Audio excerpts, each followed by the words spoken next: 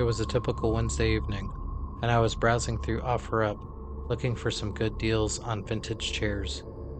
I had just moved into a new apartment and was eager to decorate it with unique and stylish pieces. Each piece in my house would have a cool and unique story. That was my idea of expressing myself in my apartment. I did not like the commercial, trendy stuff that everybody had. I wanted to make it special for my guests and my feasting eyes as I lived my life. As I scrolled through the listings, I came across a strange and unique one that caught my attention. It was a listing for a vintage wooden chair that looked like it had seen better days. The photo was blurry and the description was vague, but something about it intrigued me. The price was ridiculously low, almost too good to be true. As long as the chair was in good physical condition, I could repair the cosmetics and make it really cool. I hesitated for a moment, but my curiosity got the best of me, and I decided to contact the seller. I messaged the seller and asked if the chair was still available. To my surprise, the seller, who went by the name The Collector 69420, told me that the chair was indeed still available and that he could meet me the next day to meet up and sell it. We arranged to meet at a local coffee shop the next day, and I couldn't help but feel a sense of excitement and anticipation. I had always loved the thrill of finding unique and interesting items on OfferUp, and this chair seemed like it would be the perfect addition to my new apartment. When I arrived at the coffee shop, I saw a man sitting at a table in the corner, surrounded by various items that looked like they had been plucked from an antique store. He was an older man, with thinning gray hair and a kind smile. He introduced himself as the Collector 69420 and motioned for me to sit down. As we began to talk, I couldn't help but notice he seemed a bit strange. He spoke in a strange, almost cryptic manner, and his eyes seemed to dart around the room as if he was looking for something, like in some paranoid state. I brushed it off as just my nerves getting the best of me, and tried to focus on the task at hand. We made the exchange, and I took the chair home with me. As I examined it more closely, I realized that it was even more worn and tattered than I had originally thought. The wood was warped and would need some work to fix. The surface needed a significant amount of sanding and a fresh coat of paint. There were spats of red paint that were really in the wood, but for some reason I couldn't bring myself to throw it away. It had a certain charm and character that I found endearing. That night, I had a strange dream. In the dream, I was sitting in the chair, surrounded by the darkness. I couldn't see anything. Suddenly, I realized I had a blindfold on. The blindfold was taken off of my face, and a man with a hammer struck me in the head. I suddenly woke up and felt my head. I was fine, but the dream felt extremely real. The next day, I examined the underside of the chair. Stapled to the bottom of the chair was a card that said, Elite Hunting. That's a funny joke, like in the movie Hostel. I took the card off and put it to the side. I started fixing and warping the wood back to its original condition. I had made some good progress and wrapped up for the day. I found myself in the chair again in a dungeon-like setting. This time, there was a man in a butcher's getup. He had a knife. I was terrified as he came close to me. He started cutting me multiple times. I was really feeling the pain in my body as he applied the cuts. He finally applied the killer blow, and I woke up. My body was sore for some reason from the dream. Why am I feeling pain from a dream? What is really going on?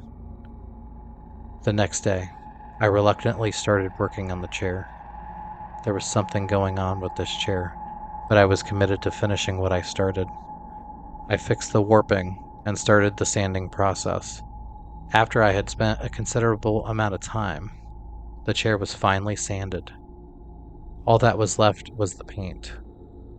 I figured I would do that the next day.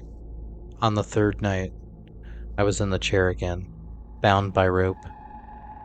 I heard the sound of a chainsaw behind me starting up. Oh no. I tried to escape, but I couldn't get out of the ropes. the person behind me came to the front of me and put the spinning chainsaw blades right in front of my face. I squirmed in terror as the figure was getting excited at my agony. The chainsaw cut through my skull slowly. The blade reached my brain, and suddenly I woke up. That was it. I was done with this chair. I took it to the backyard and smashed it to pieces. I put it in my fire pit and I lit it on fire. I watched it burn until the last ember. I never bought another item from an online selling site again. Well, except Amazon. I believe the chair I bought was used in multiple killings, and the ghosts of the dead were still attached to the chair. When you buy something, first consider what the object was used for in its lifetime of ownership. You might find out that it was used for something terrible, and you don't want to suffer the same fate.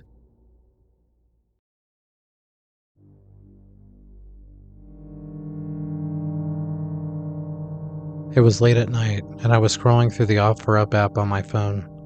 I was on the hunt for a new piece of furniture to add to my home, and I stumbled upon a listing that caught my eye. The picture was blurry, but I could make out a silhouette of a beautiful wardrobe closet. The price was unbelievably low, so I messaged the seller to inquire about it. To my surprise, the seller responded almost immediately. She told me that the dresser had been in her family for generations and they were selling it because they were moving out of the country. She said that they needed to get rid of it quickly, which is why the price was so low. I was a little skeptical, but the seller seemed sincere, so I decided to arrange a meeting to take a look at the wardrobe closet in person. We agreed to meet at a gas station on the outskirts of town. Meeting at a random gas station is a little creepy, but I figured it was just a precaution on the seller's part. I don't know them, and they don't know me. I arrived at the gas station and parked my car. As I was getting out, I noticed a car parked a few spaces down from me. It was a van with tinted windows. I couldn't see inside, but I had a feeling it was the seller's car. I walked over to the car and knocked on the window. The window rolled down, and I was met with the face of a young woman. She looked nervous, but she smiled and asked if I was the one who had messaged her about the wardrobe closet. I confirmed that I was, and she told me to follow her to a nearby warehouse, so I obliged. I drove for a few minutes and eventually arrived at a run-down industrial area. The warehouse was at the end of a long gravel driveway, and it looked abandoned. The woman parked the car and got out, and I followed her inside. The warehouse was dark and musty, and there was no electricity. The only light came from a small flashlight that the woman was carrying. We walked through a maze of boxes and furniture until we finally reached the corner where the wardrobe closet was being stored. Now that I could see it for the first time, it was even more beautiful than I had imagined. It was an ornate, dark wood piece with intricate carvings and a huge mirror. The woman handed me a piece of paper with a bill of sale, and I handed her the cash. I was about to leave when she suddenly stopped me. "Wait," she said. "Since we're here, I have something else to show you." I didn't want to be rude. She seemed normal, so I agreed. She led me to the back of the warehouse, where there was a small room with a single light bulb hanging from the ceiling. In the center of the room was a pedestal with a glass case on top. Inside the case was a small doll that looked ancient. Its hair felt like it was made of real human hair, and its eyes were made out of glass. It was one of the creepiest things I had ever seen, but for some reason, it looked very interesting to me at that time. The woman told me that the doll had been in her family for generations, and that it was a valuable antique. She said she was willing to sell it to me for a very low price. I was hesitant, but something about the doll fascinated me. I asked how much she wanted for it, and she named a price that was almost too good to be true. However, I broke my trance the doll had on me and decided to get my wardrobe closet and leave. There was something about the doll that was inviting me to get it and to take it home, but I just couldn't do it. Weeks later, I was reading through the local newspaper. I saw that a family had been murdered, and the main suspect was the girl I bought the wardrobe closet from. There were 3 other pictures of suspects in the murders, 3 really big guys that the story said were her brothers. In the picture of the crime scene, you could see a body lying on the floor, and right next to the body was that doll. When you're doing online shopping, make sure you do your homework on whatever it is you're trying to buy. If there's an offer that pops up when you're going to get the first item, maybe there's a reason that they didn't advertise it.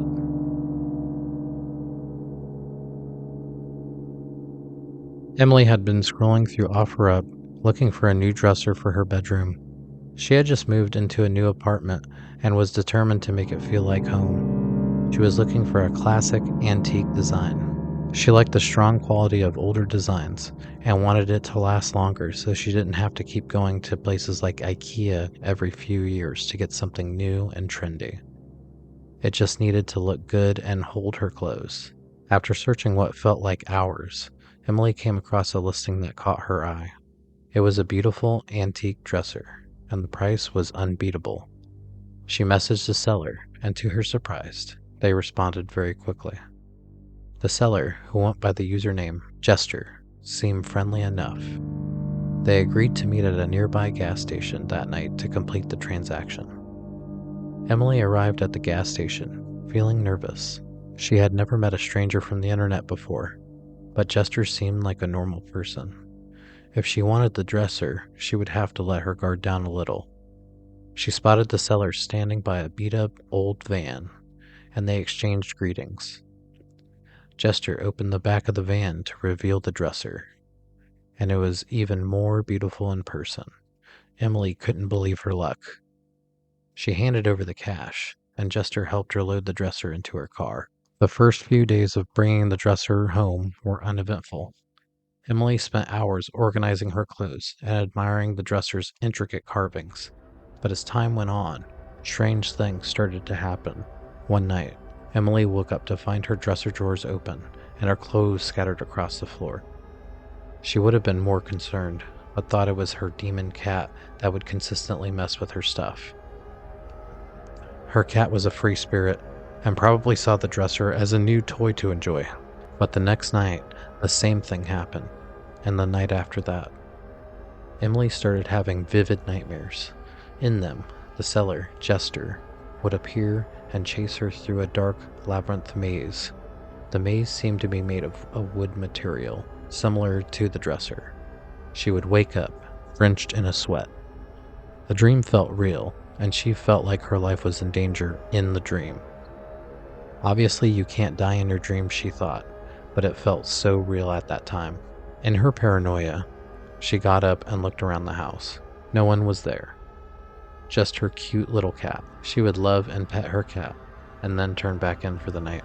After multiple days of clothes being flung everywhere and night terrors, Emily decided to do some digging. She searched for Jester's username on social media, but came up empty. She even contacted OfferUp's customer service, but they couldn't provide any information on Jester's identity. The problem with a lot of sites like Craigslist and OfferUp is that you can open up one simply by providing an email that you just created, and poof, you're a seller. Emily was starting to hear strange noises in her house, creaks and cracks. Sometimes something that sounded like footsteps. Sometimes it sounded like something was moving across the table or kitchen counter. When she checked, though, nothing had moved at all. One evening, as Emily was getting ready for bed, she heard a faint scratching sound coming from the dresser. She cautiously approached it, and to her horror, saw that the carvings on the front of the dresser had shifted around. Suddenly it looked completely different. That was it for Emily. She decided she had enough. Emily had finally determined that something was wrong with the dresser, and decided to do something about it. She took all of her clothes out. She dragged the dresser to the curb in the front of her house and called the trash company. The trash truck picked it up, and suddenly her nightmares had stopped. With her clothes now piled up on the floor, she took a trip to IKEA and bought a plywood dresser. She is much happier now, as her clothes stay in the drawer. She did not realize that anything was going to happen, but buying the dresser on OfferUp was bad news for her. She never used OfferUp again. Sometimes, items can seem like a great deal, but you don't know the history of the object.